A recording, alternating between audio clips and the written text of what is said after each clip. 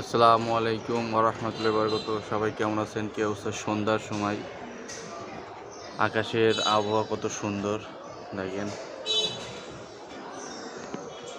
মানে এখন মাগরিব আযানের পরে, নামাজের পরে ছাদে বারান্দায় এসে ভিডিও করতেছি। মানে ভালোই লাগতেছে সূর্যটা। মানে আকাশটা ভালোই লাগতেছে। মনে হচ্ছে যে কত সুন্দর আলো।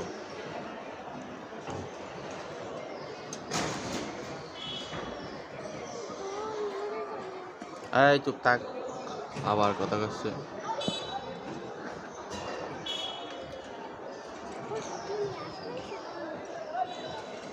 কত সুন্দর আকাশ।